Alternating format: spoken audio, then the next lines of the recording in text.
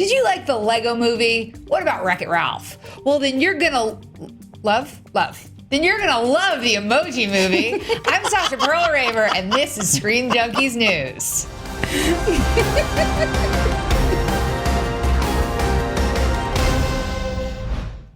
They said it couldn't be done. But Sony Animation, never one to be naysayed, has gone and proven the world wrong by producing a movie about emojis. And we just got our first full trailer.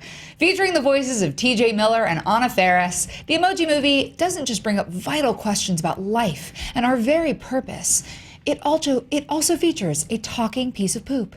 If you haven't seen the trailer, take a look down below in the description for the link. Check that out, and then you can head back here. But right now, here to talk with me about the trailer are the eggplant and the smiley face with sunglasses to my winking kitty cat kissy face, Mark Andreyko and Danielle Radford. Oh, the moment we've all been waiting for. Let's talk Emoji Movie. Do we have to? Yeah! Okay. This is funny because if you guys have SJ Plus, you can see Dan Murrell and I talking about the Emoji Movie yesterday on Dan's Labyrinth, where we really got into it. And now today, we got a trailer, and Mark couldn't be more excited. I'm glad I'm sitting. I'm faint. I'm lightheaded. I'm emoji filled. Well, something that we actually talked about on this show yesterday is just how animated movies are typically sort of targeted to children. One of the things that makes Pixar so incredible is that they're what's called a 4-quadrant studio, where they make it for men, women, children, and adults. This movie is interesting because emojis and texting are usually aimed more toward teenagers, slightly older kids. And here we have a main character named Alex who looks like he's a preteen, and we see the very start of the trailer with him texting. But do we think that this movie is going to have sort of a problem finding their audience, since it's not really aimed at children who would normally go to an animated movie, but it's also not really aimed at the older kids who maybe would get the jokes more? Well, the Angry Birds movie came out seemingly decades after that was hot, and that made like $300 million worldwide. But targeting this movie at 11 to 12 or 11 to 14-year-old boys, they're the ones that don't go see movies anymore. So it'll be interesting to see what happens. And when you bring Pixar up, Pixar and this, okay. Anyway, Danielle? Well, it's also, I remember being of that age bracket, and I have like nieces and nephews that are of that age bracket, and there is like nothing lamer to them than the idea of an adult making a movie like aimed towards them that's about emojis. Oh, really? Like but look, there's our main character, Alex. Alex, who's on his phone, and oh no, he just texted the girl he's got a crush on, and he sent her the wrong image. Yeah, and see, for them, they're like, oh great, like, mom made a movie because they think that the kids think emojis are cool. But look, I wish I had that emoji. So when we actually get into Alex's phone, we go to Textopolis, which is where all of our text images and emojis live, which is reminiscent of so many things that I feel like they're ripping off. Everything from like Monsters, Inc. down to Wreck-It Ralph. Can we stop adding Opolis to what exactly it is? It's like, here's a movie about baked good. It's Cookieopolis. It's the laziest form of city branding in the world. But I want to live in Cookieopolis.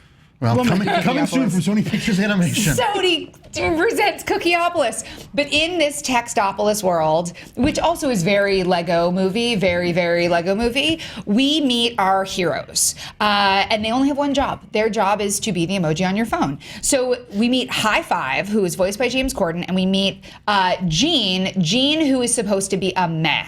And he is voiced by TJ Miller. So here's my question. Gene is supposed to be a meh, but everybody else is called, like James Corden is called High Five, but TJ Miller is called Gene. But Gene is supposed to be a meh. I don't understand why he's not just called meh. Like, he's got Mama Meh and Papa Meh. Why isn't he meh? Why does he have a name? Is it because Gene has this problem? Gene feels too many emotions. He can't just be the one emoji face. He can't just be the, he feels too many things. Is that why he's named Gene? Maybe it's like a chicken egg argument, Actually, look, that's meh, smiling, laughing. He's not supposed to laugh. He's only supposed to be meh. This is an existential film if I ever saw one. Maybe he would have been a meh if he would have been named Meh. Maybe that's where his parents messed up by giving him like a name. But is Gene a family name? Gene could be a family name. It's just like, when they experiment on like animals and you're not supposed to name them or you get attached to them. Maybe like that's what happened with Gene. Just keep him meh. And then you wouldn't have had this problem. And these emojis all live in this kid's phone, so are there multiple realities? Are there like parallel universes in every individual phone, or do they hop that's actually between phones? interesting. That is interesting. I would assume so. This movie again is stealing from a lot of places. We've got some Inside Homaging. Out. It's homaging. It's homaging very closely to Inside Out, Wreck-It Ralph, and the Lego Movie. So my assumption is sort of like how in Inside Out, all of the emotions, we see like other emotions, but it's the same, basically, it's the same set of characters, but they all exist within the different people. I'm guessing that there is a meh for everyone, and there is a high five for everyone, and they all do their jobs, but now Gene is going to break out and live this whole other thing, and he and High Five are going to go on adventures. But first, he has to screw up, and his parents have to be disappointed. His parents, who are voiced, I love this, by Jennifer Coolidge. Jennifer Coolidge, who I adore. Jennifer Coolidge, who I feel like really deserves... She deserves all the best things. I love her. And then Stephen Wright. Now, they really want him to do his job. He needs to show up to this sort of cabin in the woods style cubicle prison where he waits to be summoned into action. And then when he is summoned into action, look, so that... I don't know if that's the Emoji Movie or Cabin in the Woods, because it's very similar. I think it looks like a Japanese hotel. Oh, I like that Because they're kind of too. honeycomby as well. Yeah, and you just wait. It's a lot more pleasant. Look at that. Do you think that they knew that they were sort of stealing the Cabin in the Woods thing? I'm sure someone talked about it. That was talked about on set. Yeah. So then he gets deployed and he makes the wrong face. And as soon as that happens, now we're off. Now we have to go on an adventure where he's going to meet a character named Jailbreak, voiced by Anna Faris, which she is so many female sidekicks. This is 1000% Wild Side from the... Wild Style. Oh, sorry, Yeah. Wild Style. Wild Style from the Lego Movie. She's also totally the character that Sarah Silverman voiced in Wreck-It Ralph. And she's also like basically Joy from Inside Out. And X-23 from Logan. Wait, what else is popular right now that we can borrow? Applebee's? Great! I love it, Applebee's. So now we're on this we go on this montage through the world of the phone, set to ELO's Don't Bring Me Down. We land in Candy Crush. It's very much like Sugar Rush in Wreck-It Ralph. I mean, you guys, is this movie just stealing things that we already love because they know that they work and just smushing them together and throwing the emoji title on them? Well, this kind of reminds me, I don't know, I'm probably dating myself here, but back in the day, there was a show called The Kids in the Hall. I love Which was an amazing good. comedy show, good. which was kind of like the Canadian Monty Python. And they did a thing where they were talking about, they had a focus group and all these business guys figuring out what's popular. We need to figure out what's popular to make a movie. And they're like, coupons are popular. So they make Coupon the movie and it makes $8 billion.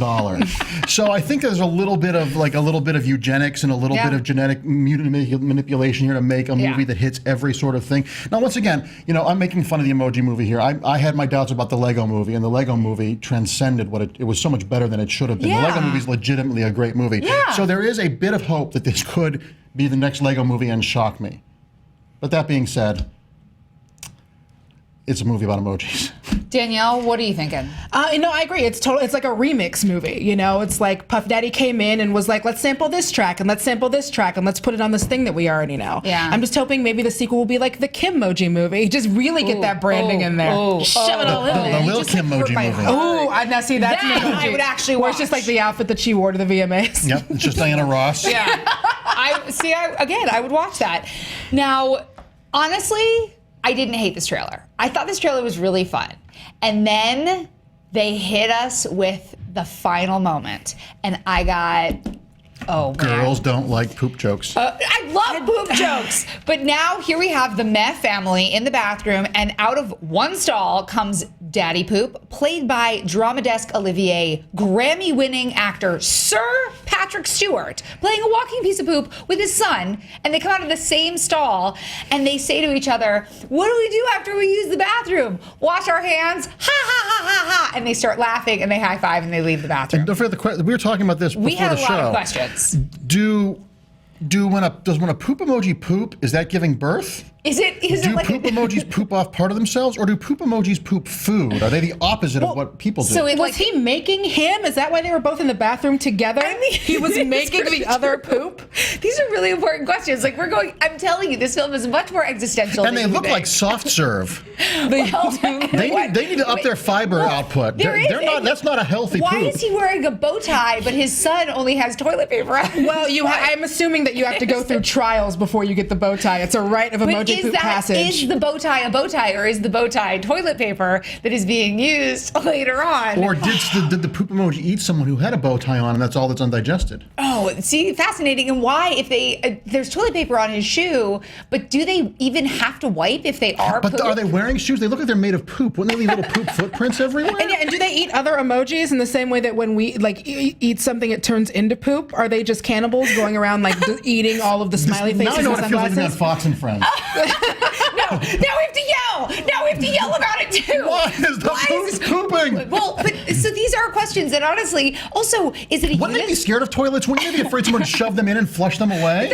That's poop bullying. Well, or is that how they go to their homes? Is that how they get home at the end of the day? It's like it's like a travel system you Maybe go that's through. how they got to work. I want a shared universe with a poop They're emoji floaters. franchise. They're floaters, you guys. And also, is this a unisex bathroom? Because you've got Mez, mom, and dad in the bathroom with poop and his child. Their workplace is very modern. It's As you can very see modern. by the Japanese style cubicles, they have Yeah. a very modern workplace. Well, and we assume that this is the workplace. We're not sure, but it has to be. Or maybe it's the school. Maybe there's a school for emojis where they're like practicing. With their parents? I don't know. I'm not. Listen. This is a great trailer because we have so many unanswered questions. It We have works. to see the movie. Good job, in Sony. order to answer these questions. So I will throw it back over to you guys here because honestly, I need to process the poop thing. I need to know. I have questions and why Patrick Stewart got the phone call and he was like, "Would you like to play poop?" And he was like, "I would love to play poop." How many hours and how much money? How much money? Oh, I love you, Patrick Stewart. do it love from you home? so much. So He probably did it on the toilet. it was method because it was Method. method. Method, yes. It was method. What? Let's go through some thoughts on this trailer. Did you like it? Did you not like it? How are you feeling? Give me an emoji on this. I begrudgingly smirked a couple of times. I will give them, if the movie gets insanely great reviews, I will go see it and eat my words if it turns out to be like the Lego movie. See, now you're upsetting me because you say "eat my words" and I start thinking about poop yeah. eating the fruit, and I like it's really it's cannibalistic, and I'm very uncomfortable. Oh my God, an emoji poop would eat words because that is like the opposite of. Oh man. Oh man. I think we're breaking this case wide open. Yeah. So This has become like a what's his name? Like Seventh Seal. It's become like a Bergman film with emojis. Danielle, thoughts? The same thing. Like there were moments I definitely liked and that I found charming. It does feel like a remix of a bunch of different movies. I love nothing more than when something pleasantly surprises me and I'm Amen. like, I go in with no expectations and it winds up being good. It might wind up being good. I do know, and this is something a few people I've seen pointed out on Twitter and other things, is that like there isn't nearly as much kind of outside marketing for the Emoji Movie as there is in LA. For those of you who don't live in LA, there's literally emoji posters on like every block. The Yeah. Emoji There's Movie is poop everywhere. Everywhere. True. And some of it is from the Emoji Movie posters. So that was just something that I thought was really interesting, how like aggressively marketed it is in LA, whereas it sounds like not so much in other places. Are they going to do something though, like when U2 downloaded that album of theirs forced on you if you had iTunes? Are the emojis going to like pop up on your phone and say, "Go see the Emoji Movie"? Can they do that? I don't know if they can do that, but I feel like they're just assuming that we would already be thinking about them because I use emojis all day. I'm sure most of us have emojis on our phone and we're using them at least once or twice a day. So the sense is it's already like in the consciousness. It's already something that we're dealing with. Oh so man, I can't wait fun for the fact. GIF movie. that I would watch. Fun fact: my birth name is Meh. Is it? Oh. Mark Meh and Draco. So I will say, as we were watching this trailer, because it reminded me of so many things, there were a lot of things I liked about it. Like I really did like the sense, because I love Wreck-It Ralph, and I liked the throwbacks to that. I liked the sense that I was watching something that was a little bit Inside Out-ish. I admittedly laughed at James Corden eating his own vomit, which was a whole piece of candy corn. I thought that was funny. I also love candy corn. But I wonder, if you took the ELO "Don't Bring Me Down" song off of this trailer, yeah, like I thought that was funny. I thought that was funny. I'm sorry, and it also made me crave candy corn. But again, if you took the song away, would I still like it? I don't know.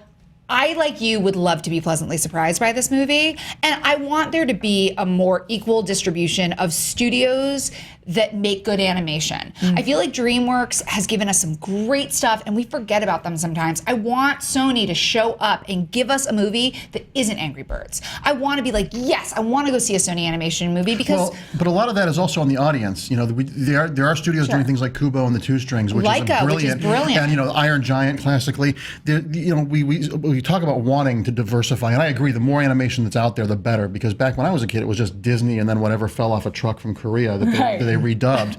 And we need to support the movies. So if this is great, go see it, but also be able to be willing to go see stuff that isn't branded. Go see stuff like Kubo. Go see stuff, go see stuff like the Red Turtle. Go see diverse stuff, because animation is so sort of ghettoized still in America as kids movies. They seem like comic book movies used to be, but animation is a format, not a genre. And there are as many brilliant animation stories as possible. So yes, if this trailer didn't make me want to jump off a building, this trailer was shockingly pleasant. That being said, if like I said, when you also said, if it's great, I'll go see it. I hope it's a good movie. I don't wish bad things on any movie, because I don't want to spend 2 hours of my time being miserable. Of course not. And again, to reiterate what he said, The Red Turtle is brilliant. Kubo and the Two Strings was one of my favorite movies of last year. I'm still heartbroken it didn't win Best Picture at the Academy Awards, because I thought more people would everything see nominated for Best Animated Feature this year could have won. So good. They were all great. You know what I didn't see is My Life as a Zucchini. It's really fun. I know. I need to see that. Really, but really good. Anyway.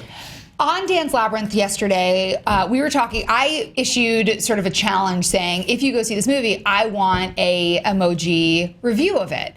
Here this morning, we tweeted out, give us an emoji or emojis reaction to this trailer. Danielle, what are people saying? All right, so we have got at Randall Sands, who gave us and it looks great. And then I don't know what this emoji is called. I call it lion mouth, going into a Pinocchio nose. I also like Matthew Joseph with just the toilet. That's pretty great. Yeah, and I like the little Yeah, that's good. And then we have at our Drago66, who gave us just a bunch of middle fingers and poop symbols. Just a bunch of middle fingers and poop symbols. And is that poop screaming? See, that poop is very happy. So this is the thing. I said, for this movie, we need poop that makes more faces. We can't just have smiling poop. We need angry poop. We need sad poop. We need crying poop, although I feel like that's just diarrhea. We need all kinds of different poop. Jeez. This movie really, I mean, that's a Hershey's Kiss. That is not poop. That is a Hershey's Kiss. I can't believe Patrick Stewart said yes to that. Well, we still have a lot to unpack in this trailer. So much. I mean, there's so much that we need to talk about, but we want to know, what are you guys thinking? Are you excited for the Emoji Film Movie? students, write your theses now. Dissect it, unpack it, let us know.